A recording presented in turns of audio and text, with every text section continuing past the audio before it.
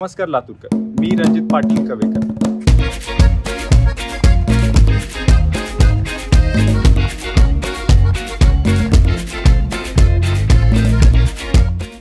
आजच्या आमच्या पहिल्या ब्लॉगसाठी आम्ही मनीषच्या आग्रावर एक आमचे दोन मित्र आहेत, त्यांच्या आम्ही स्टार्टअपला व्हिजिट करतोय. एक आहे वॉशिंग सेंटर, कारण की आमचा बाळू घरी काही गाडी धुवत नाही म्हणून आम्हाला वॉशिंग सेंटरला जायला लागते. आणि दुसरे आमचे कृष्ण म्हणून मित्र आहेत, त्यांचा लेदर सीटचा एक स्टार्टअप आहे. आज आम्ही ते दोन्ही व्हिजिट करणार आहेत.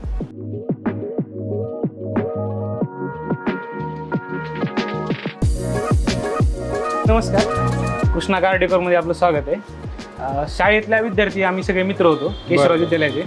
हा देखील क्लासमेट आहे, हा देखील क्लासमेट आहे, हा देखील आहे. तर 4 वर्षापूर्वी आम्ही जेव्हा मार्केटमध्ये आलो तेव्हा असं झालं की आम्हाला अनुभव होता, पण याला वर्कआउट कसं करायचं बिझनेस म्हणून ते माहिती नव्हतं. मग भरपूर प्रॉब्लेम्स आले, तेव्हा मग कवेकर फॅमिलीने आम्हाला एक इनडायरेक्टली मधून मदत केली. एक प्रकारे आम्ही जे काय करतोय त्यामध्ये इनडायरेक्टली खूप मोठा सपोर्ट असतो त्यांचा देखील, त्यामध्ये ग्रो होण्यापासून सगळ्या गोष्टीमध्ये.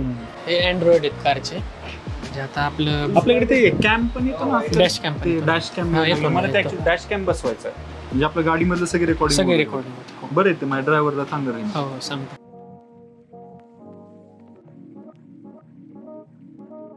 बाळू सांग रे बाबा एकदा सीट कव्हर वगैरे लय घाण झालेत, बघून घ्या.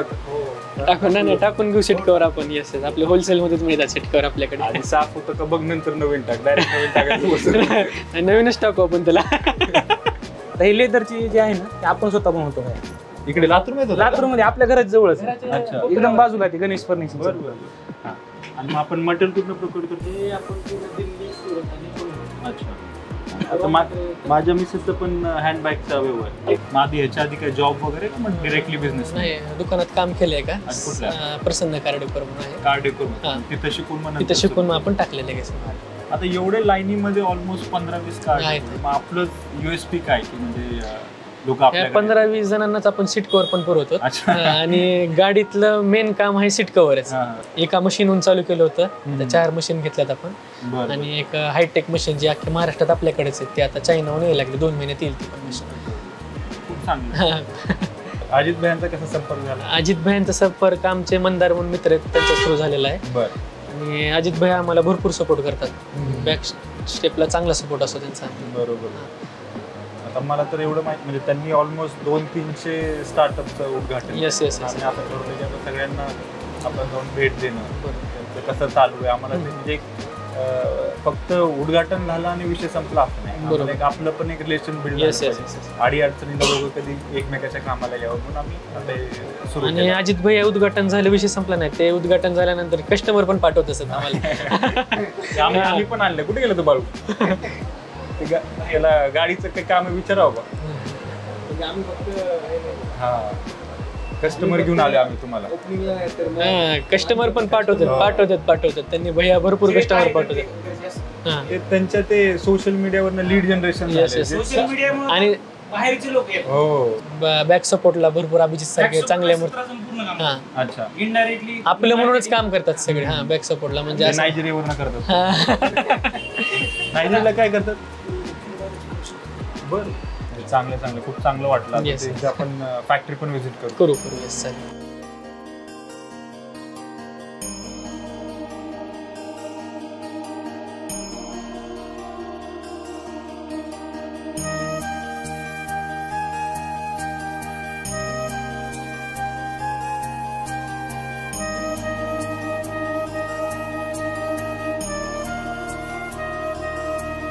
म्हणजे ह्या दोघांना धरून मी बिझनेस चालू केला 4 वर्षापूर्वी. हा व्हीलचं पूर्ण डीलरशिप आहे. व्हीलचं जास्त आणि हे जो हॉटेल आहे बरं, व्यवसाय आहे तर इथं फुल टाइम दिसते जेव्हा वेळ पॉसिबल असतात. आणि एकदम म्युच्युअल अंडरस्टँडिंग व्यवस्थित, काहीच नाही. ते गव्हर्नमेंटचे क्लस्टर योजना माहिती आहे तुम्हाला? नाही आयडिया. 3-4 स्टार्टअप साठीच 3-4 लोकांनी मिळून एक क्लस्टर तयार करायचं आणि त्याच्यावर तुम्हाला सेंट्रल गव्हर्नमेंट फंडिंग देते. म्हणजे 2-5 कोटी पर्यंत फंडिंग देते. तुम्हाला एक्सपांड करायचं असेल तर खूप चांगलं.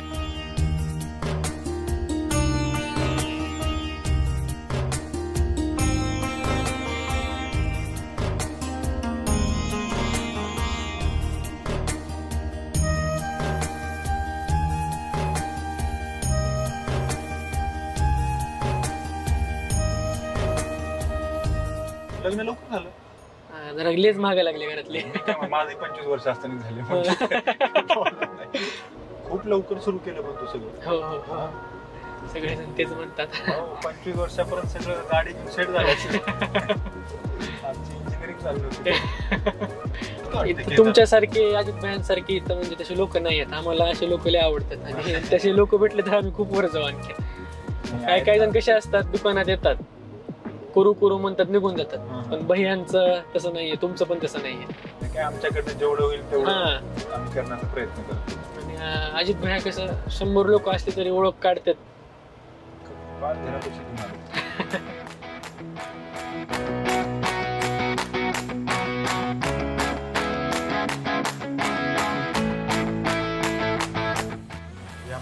ह्या मशीनवर काम होतं पूर्ण. हे असं लेदर असतं.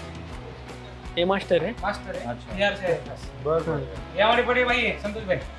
पहले ये सब एस्टेब्लिशमेंट के बड़े भाई ने हमें जानते हैं. कहाँ के संतोष भाई? बिहार से. बिहार में कहाँ पे? अच्छा. हाँ, ये अपना ओरिजिनल है. हे पूर्ण आपलं ओरिजिनल. अच्छा. ग्लॉस्टर वगैरे सगळ्या गाड्यांना आहे. चला दाखव. व्हेंटिलेटेड सीट पण आहे त्याच्यामध्ये.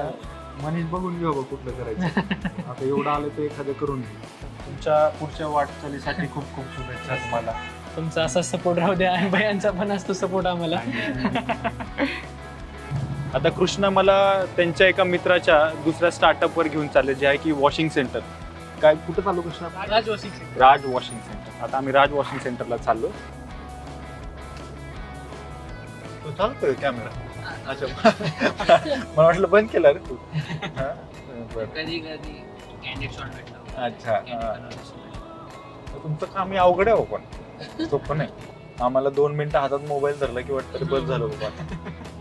आपण एकदा घेतला आपल्याला बघितलं की चांगलंच वाटतं. ना वाटत नाही तसं म्हणतात डबल एकदा करा आणखी एकदा करा. बरं मला आरती परत करायला लावली. परत करा मग. काय होतं लातूरमध्ये आता तर खूप बदलले. आधी मी होतो तेव्हा आम्ही फक्त इकडे जायचो. ते तुमचं कृष्णा वेब वर्ल्ड होतं गेम खेळायला. पुण्यात आलं की तिथं गेम खेळायला जायचं. आधी लातूरमध्ये प्रसिद्ध म्हणजे आपलं सुखसागर आणि बेंगळूर बेकरी. आता किती काय काय आले. लोक बाहेर पडलं मग हुशारी झाली. आहे ना, एक्सपोजर मिळालं. प्रॉपर हैदराबाद सारखं बिर्याणी वाले नाही बघा कुठं लातूरला. अरे ते माझ्या मित्राचंच होतं. तुला इंगळे बिर्याणी माहिती आहे? माहिती ना. हा, मग माझा मित्र ते चांगला तो. त्यांची इंगळे बिर्याणी म्हणजे 1980s पासून प्रसिद्ध आहे. पण नंतर त्यांनी काही वाढवलं नाही म्हणून त्यांना स्टॉप बसला. टेस्ट नंबर 1 होती त्याची. मी त्याच्या नानींनी रेसिपी म्हणजे त्याची सुरुवात केली. आणि मग आता आम्ही गेलो तर कधी कधी बनवतात नानी. नवीन हॉटेल झाले वगैरे आणि त्याचा स्कोप थोडासा कमी झाला. म्हणून मी माझ्या त्याला नेहमी सांगतो, अजूनही सांगतो रोहित तुला, तू त्याला ब्रँडिंग करून व्यवस्थित त्याला लॉन्च कर. लातूरमध्ये अजूनही त्या टेस्टची बिर्याणी भेटत नाही. ऍक्च्युली पुण्याला वगैरे पण नाही भेटत. आय थिंक आता लातूरमध्ये सगळ्यात चांगलं म्हटलं आपलं गरम मसाला एक आहे. त्याची टेस्ट खूप आवडते. आता भैया तर नेहमी तिथून मागवतात. तर रोहित ऐकत असशील तर आधी ते ब्रँडिंगचं काम सुरू करतो. नमस्कार. या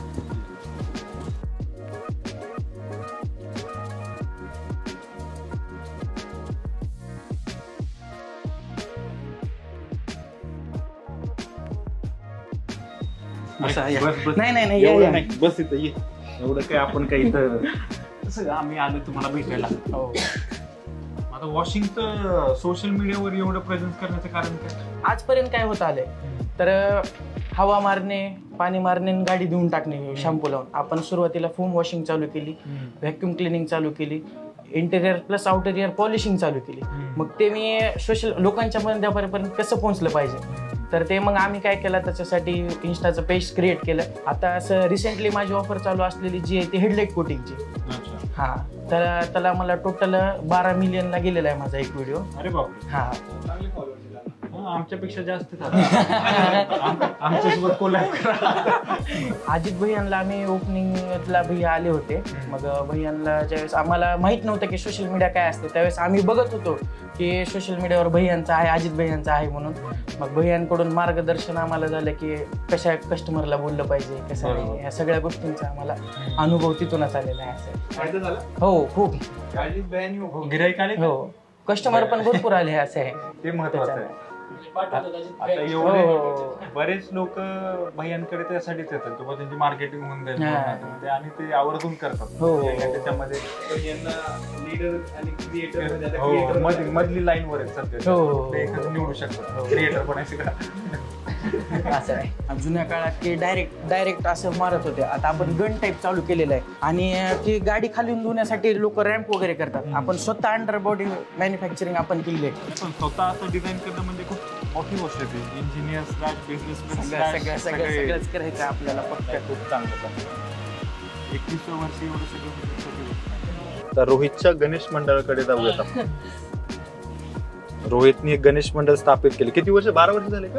10 वर्ष झाली. 10 वर्षापासून 10 वर्ष जुना गणपती आहे. आणि आज कशाची आरती? पाद्यपूजन सोहळा. पाद्यपूजन सोहळा.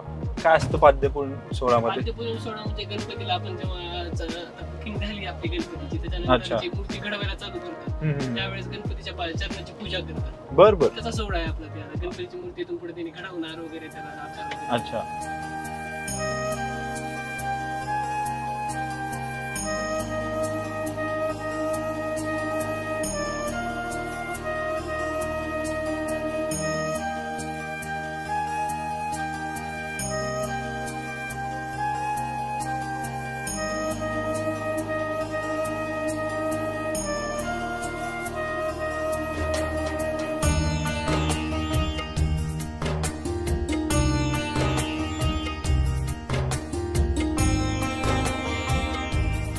एकदा या आपण गणपती बघून घेऊ सगळ्या मूर्ती.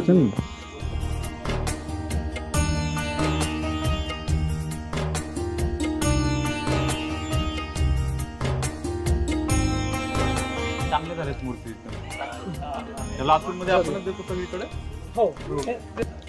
हे अजित भैयाचे छोटे भाऊ आहेत, रणजित भैया कवेकर. आता त्यांच्या युट्यूबला सगळा ब्लॉग पडणार आहे आपला. तुमच्या कारखान्यात सुद्धा ब्लॉग पडेल. लाईक आणि सबस्क्राईब करायचं, चॅनलला फॉलो पण करायचं. बरोबर. ह्यांनी सांगितलं हे फ्री प्रमोशन आहे, असं पैसे वगैरे भेटले नाही. पण तुम्हाला सर्वांना भेटून खूप छान वाटलं. पण एवढ्या यंग एज मध्ये तुम्ही एवढे विविध बिझनेस सुरू केले ते खरंच इन्स्पायरिंग आहे. म्हणजे आता आपण बघतो की यंग पोरं आता एवढ्या लवकर या सगळ्या गोष्टीमध्ये पडत नाहीत. पण 21 वर्षाचा आपले 25 वर्षाचा 21 वर्ष कुठे गेला. इथे एक वॉशिंग सेंटर म्हणजे फॅमिली बिझनेसला इथं 20 वर्षाचे गुरुजी पण आहेत आमच्याकडे. म्हणजे एवढे म्हणजे यंग एज मध्ये आपले सगळे लातूरमधले एंटरप्रेनर बघून खूप आनंद झाला मला.